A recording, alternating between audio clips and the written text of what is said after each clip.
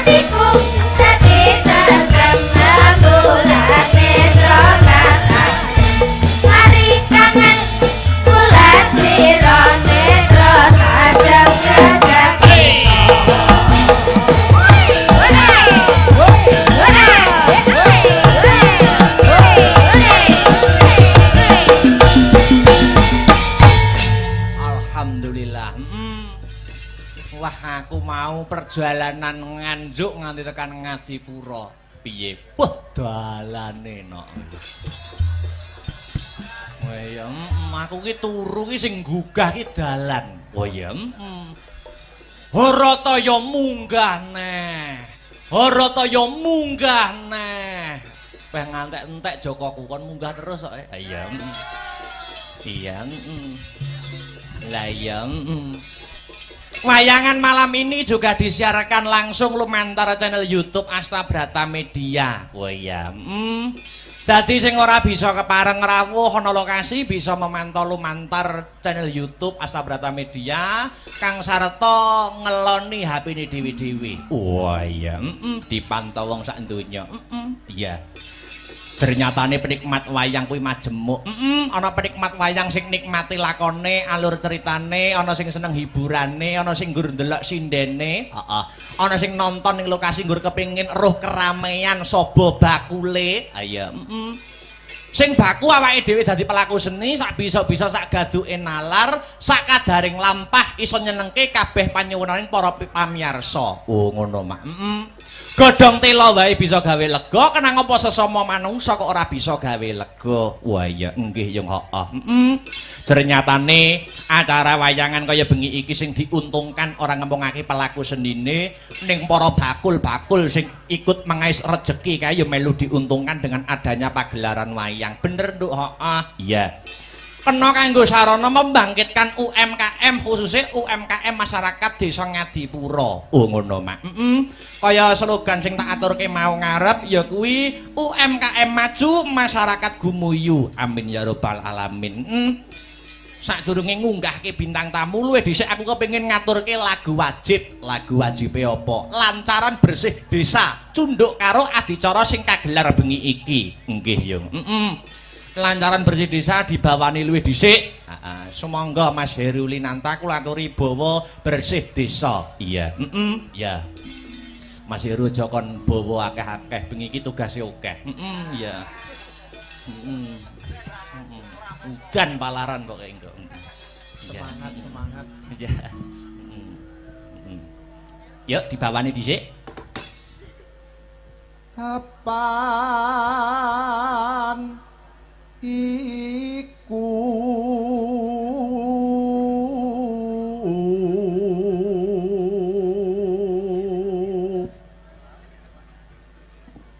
dadi kewajiban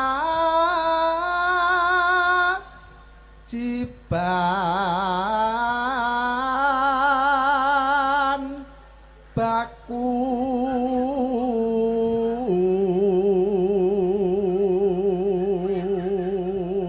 season hiburan ana ing wayangan kuwi ping 2, heeh. Limbukan karo gara-gara. Nek limbukan wayange cangik limbuk wis biasa. Biasa, lumrah. Diganti-ganti no. Ayo. Nah. Diganti sapa? Pak Dalang.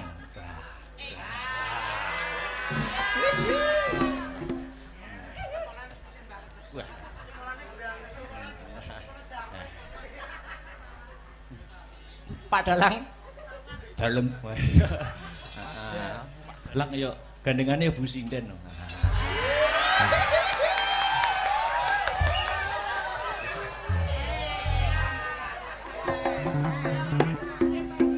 lanjut so warga iki yo lanjut ayo bersih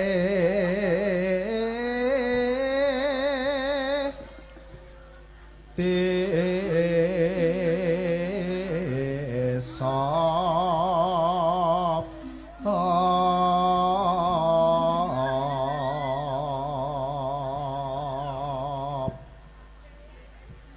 murih adoh sukar sakit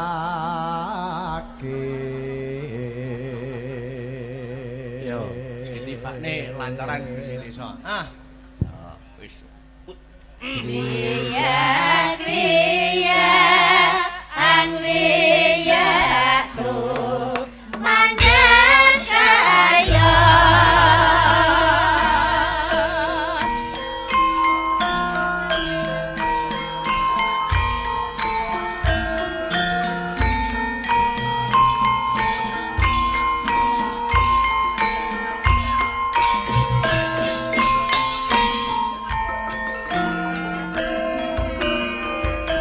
apa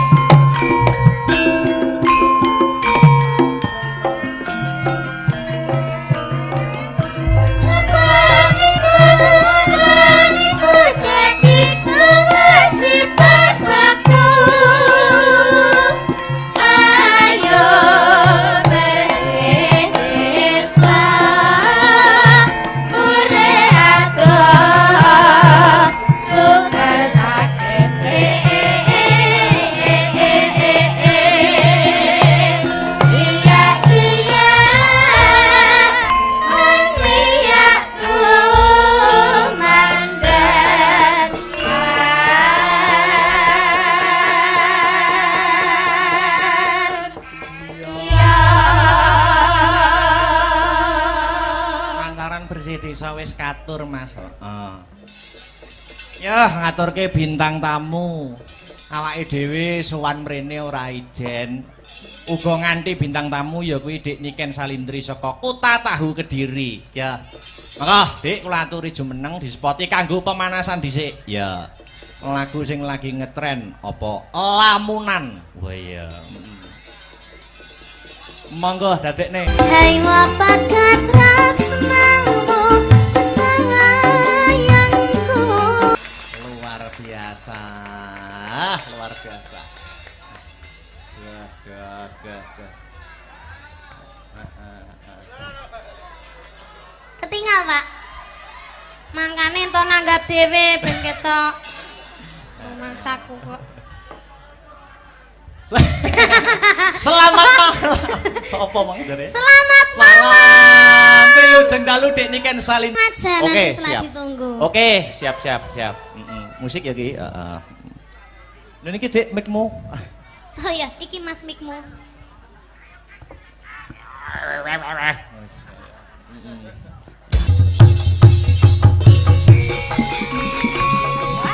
Hey.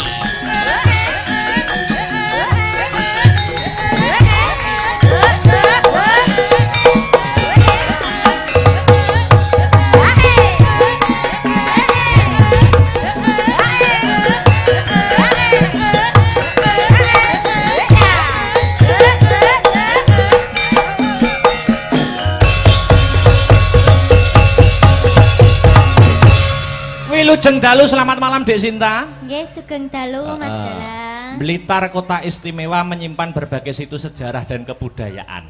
Nggih leres niku. Iki ana permintaan lumantar WhatsApp nyuwun Blitar. Blitar. Lagen Blitar. Dilanggamne dhisik mengko lagi irama seger dangdut. Mengko arep digawe buka celuk wae ora apa-apa. Oh, buka celuk. Buka celuk ya ora apa-apa. Mangga. Yuk. Sak pinten riyen? Ya. Dados. Blitar kutha cilik kang kawentar. Etipeni Gunung Kelut kan ngayomi. Blitar jaman Jepang nate gempar. Peta brontak sing dipimpin Supriyadi. Blitar nyimpen awune Sang Nata. Majapahit ana candhi penataran. Blitar nyimpen layune Bung Karno. Proklamator lan presiden kang sepisan. Ana crita jare Patih Gajah Mada ingkang bisa nyawejeke Nusantara lan gabung Karna kang kondang kalapa. Ana Blitar lahir wiwit cilik mula.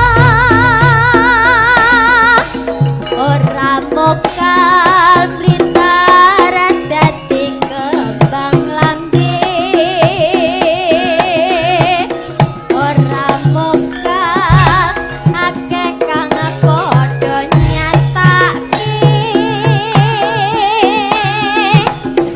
Yen kene murpake semangate. Yen ta banyu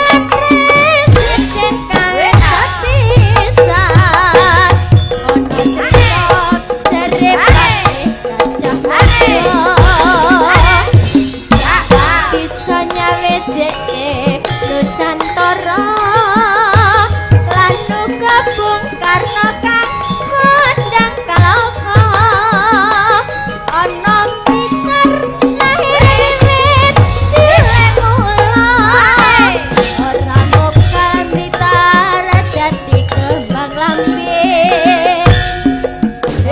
mokalake kang padha nyatake yen kene murupake semangate yen to penyu nukulake patriote. Terima kasih Dek Sinta. Yeah. Mau sore wis diadani ya kuwi sosialisasi narkoba, anti narkoba. Terus wingi ya ana sosialisasi, sosialisasi UMKM saka ngendi? Saka Dinas Perdagangan. Oh ngono. Dadi sosialisasi kuwi penting kanggo mengedukasi masyarakat, khususnya masyarakat kang mapan ana ing desa Ngadipura. Oh iya. Ya, lanjut ya belok.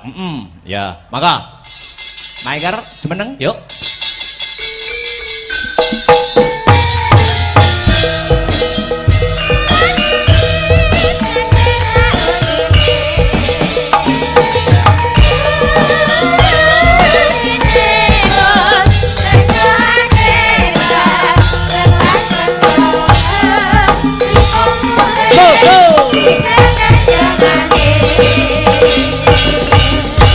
Selamat malam wilujeng dalu Mbak Enggar. Nggih, wilujeng dalu Mas Akbar.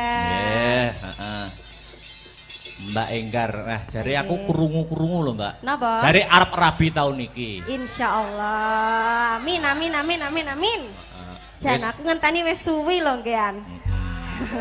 Sing ngegongke sing kulino ditutne ayang bebek ya arep rabi pisan. Nggih, kadose. Aja Undi-undi. aja rabi sik, Pan. Royal ae. Rasane padha iki.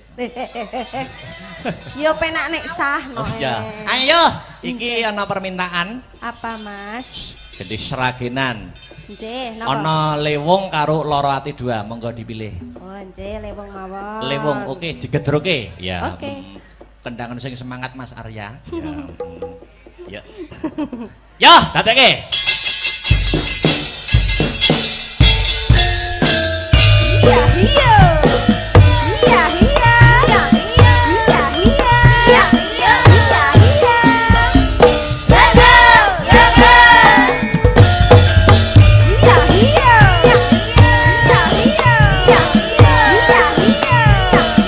Iya, iya. Gagal, gagal.